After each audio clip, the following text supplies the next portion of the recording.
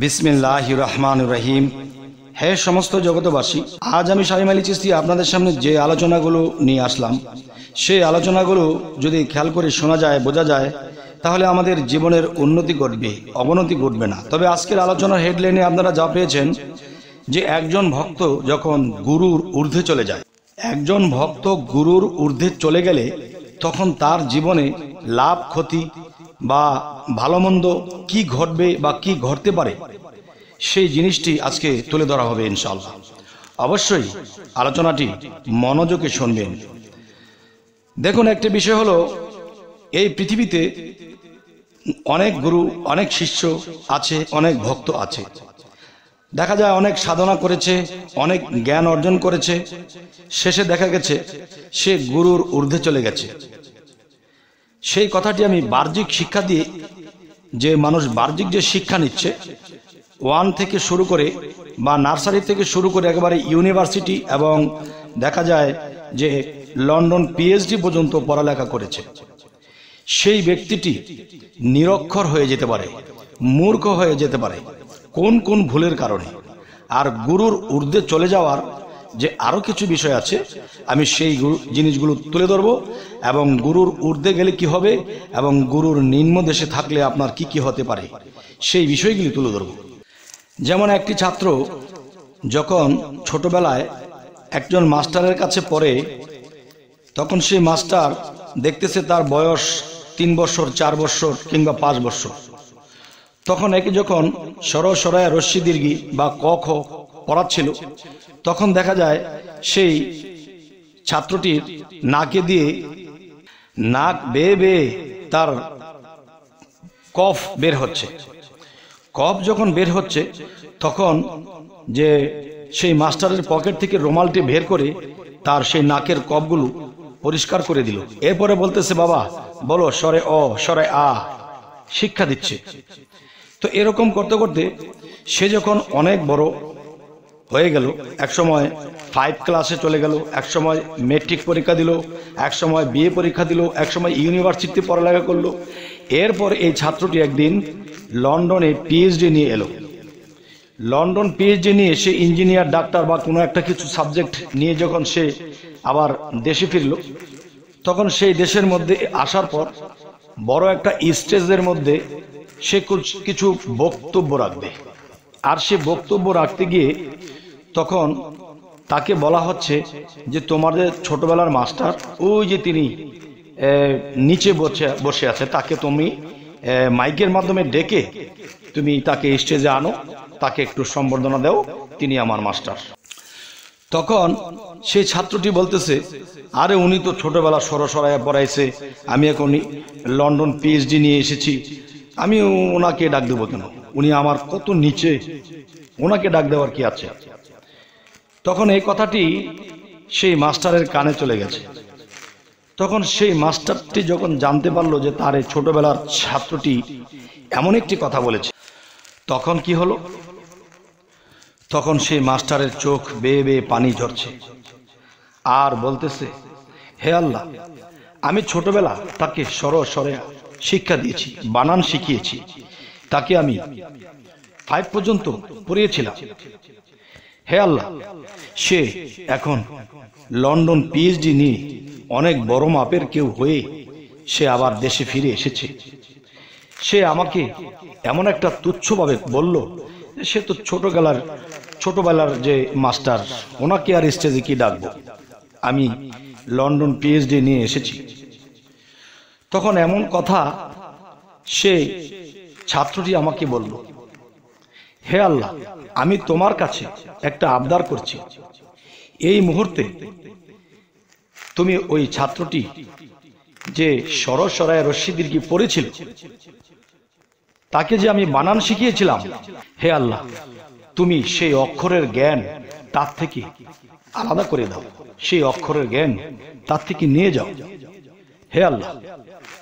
তখন আল্লাহ তার চোখের পানির সাথে এই কথাগুলো সেই মাস্টার সাহেব যেন বললেন, তখন সেই স্টেজের মধ্যে দাঁড়িয়ে সে কথা বলতে পারছে না। নিরক্ষর মানুষ কি কথা বলতে পারে? পারে না।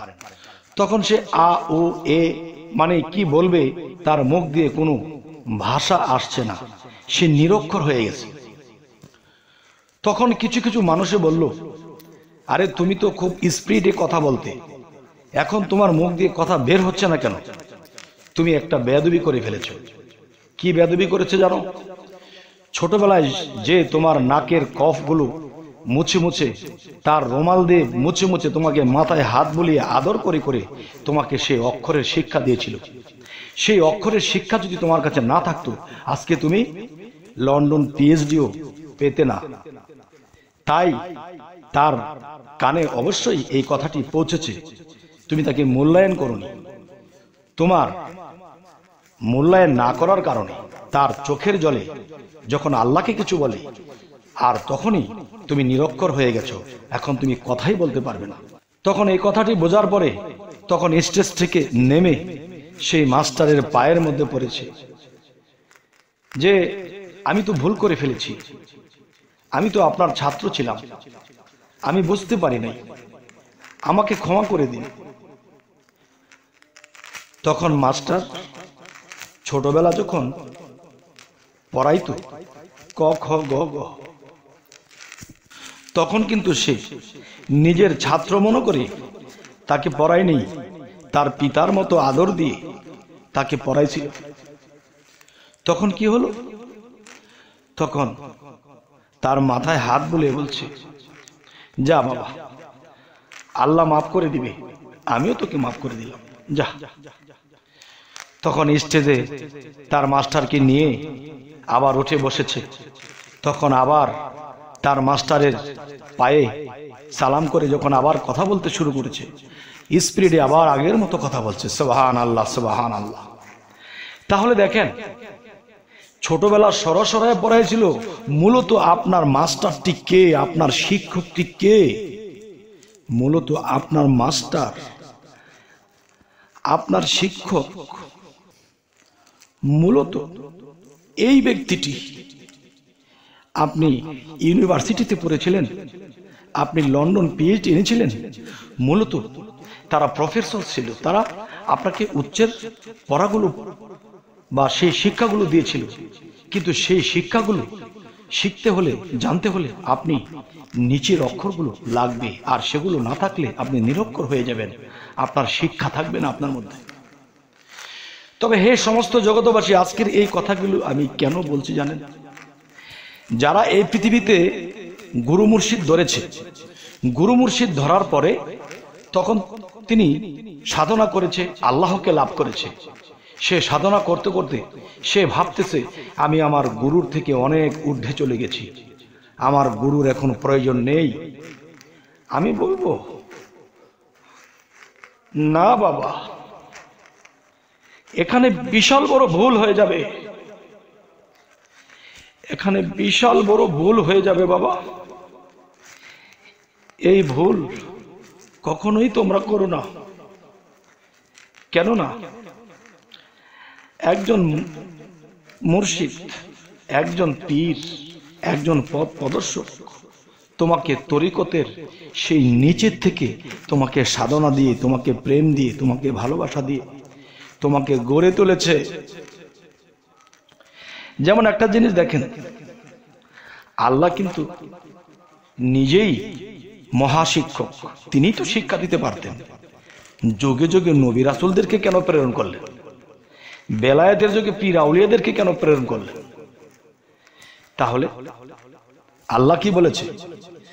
যারা নবী রাসূল ছিল, যারা ওলিয়া আউলিয়া আছে, তারা আমার বন্ধু। দেখো, তোমরা আমার বন্ধুদের সাথে বেয়াদবি করো না, আমি ক্ষমা করব না, কিন্তু আমার সাথে করেছো, ক্ষমা পেয়ে যাবে। আমার বন্ধুদের সাথে তোমরা বেয়াদবি করো না। আবার এটিও আল্লাহ কোরআনে বলেছে যে আমার বন্ধুর সাথে যুদ্ধ ঘোষণা করলো, আমি আল্লাহ তার বিরুদ্ধে যুদ্ধ ঘোষণা করলাম। হে সমস্ত জগতবাসী, যে হয়তো আপনি লন্ডন পিএইচডি নিয়ে এসেছেন, কিন্তু সেখান থেকে পিএইচডি আপনার কোনো কাজে আসবে না যখন আপনি নিরক্ষর হয়ে যাবেন।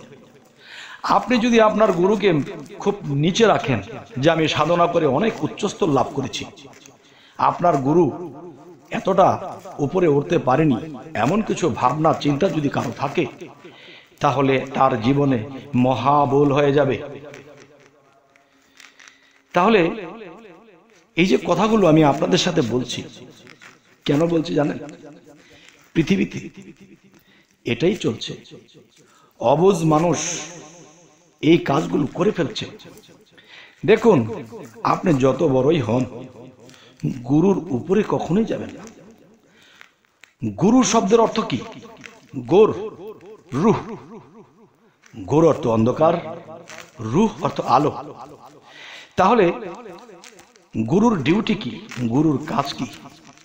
পৃথিবীতে অন্ধকারের মধ্যে যে মানুষগুলো পড়ে আছে, সেই মানুষগুলোকে সেই অন্ধকার থেকে সেই আলোর জগতে আনে। এই জন্যই তার নাম হয়েছে গুরু, যে অন্ধকার থেকে সেই মানুষগুলোকে জ্ঞান দিয়ে বুঝিয়ে মাথায় হাত বুলিয়ে তাদেরকে অন্ধকার থেকে আলোর দেশে আনে। তাহলে হে সমস্ত জগতবাসী, যে আমাকে অন্ধকার থেকে আলোর জগতে এনেছিল, আর সেই আলোর প্রসার পেয়ে আমি সেই গুরুকে তুচ্ছ করেছি। তাহলে এমন তো হতে পারে আপনার জীবনে আপনি যে সাধনা করেছেন, আপনি যা কিছু আল্লাহর তরফ থেকে কামাই করেছেন, নিমেষে সমস্ত কিছু বাতিল হয়ে যেতে পারে। আপনার স্মৃতি থেকে সমস্ত কিছু চলে যেতে পারে। তখন আপনি সেই সাধারণ মানুষ হয়ে যাবেন, মূর্খ হয়ে যাবেন, অশিক্ষিত হয়ে যাবেন, অসাধক হয়ে যাবেন, অপবিত্র হয়ে যাবেন। তবে হে সমস্ত জগতবাসী, যদি কেউ কোনো গুরু মুর্শিদ ধরে যদি আল্লাহকে লাভ করেন বা আল্লাহর উচ্চস্থান লাভ করেন, তাহলে সেই গুরুর পায়ে আপনার মাথা ঠেকাইয়া রাখতেই হবে। কেননা আল্লাহ কি বলেছে? তোমরা আমার রাসূলের বিরোধ করেছো, মনে করো আমার সাথেই বিরোধ করেছো। তোমরা আমার মুহাম্মদের বিরোধ করেছো, মনে রেখো আমার বিরোধ করেছো। তোমরা আমার উলিয়া পীর মুর্শিদের বিরোধ করেছো, মনে করো সেই বিরোধ তোমরা আমার সাথেই করেছো। তাকে তোমরা অমান্য করেছো, যে আমাকেই অমান্য করেছো। তাই আমি বলবো, হে সমস্ত জগতবাসী, সাধনার দ্বারা যদি কোনো মানুষ অনেক ঊর্ধ্বে চলে যান, তারপরেও কিন্তু যদি বুঝতে পারেন যে আমার গুরু আমার কর্ম অনুসারে সেখানে আমার গুরু পৌঁছাতে পারেনি, তবুও আপনার গুরুকে আপনার ভগবান মানতে হবে, খোদা মানতে হবে। আর যদি সেখানে ছোট করে দেখেন, তাহলে রাসূল ছোট হয়ে যাবে। আর যদি রাসূল ছোট হয়ে যায়, তো আল্লাহ ছোট হয়ে যাবে। তখন আপনার কুল দিক কোনো কিছুই হবে না। তবে হে সমস্ত জগতবাসী, আজকের এই কথাগুলো আমি আপনাদেরকে অন্তরের অন্তঃস্থল থেকে বলেছি।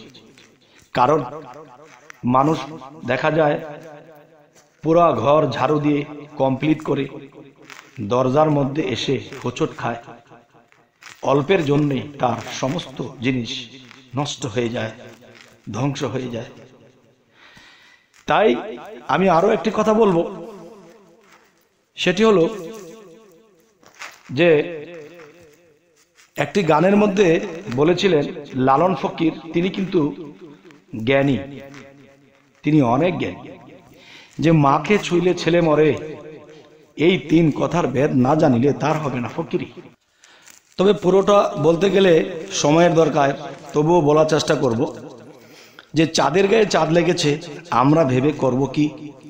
জের পেটে মায়ের জন্ম, তোমরা তারে বলো কি? 6 মাসের এক কন্যা ছিল, 9 মাসে তার গর্ভ হইল, 11 মাসে 3টি সন্তান, কোনটাই করবে ফকির? ঘর আছে তার দরজা নেই, মানুষ আছে তার বাক্য নেই, কে তাহার আহার যোগায়, কে দেয় তার সন্ধ্যাবাতি? লালন সাই ফকিরে বলে, মাকে ছুঁইলে ছেলে মরে, এই 3 কথার ভেদ না জানিলে তার হবে না ফকিরি। তাহলে এই 3 কথার ভেদ কি? এই 3 কথার ভেদ আমার এই আলোচনার মধ্যে রয়ে গেছে।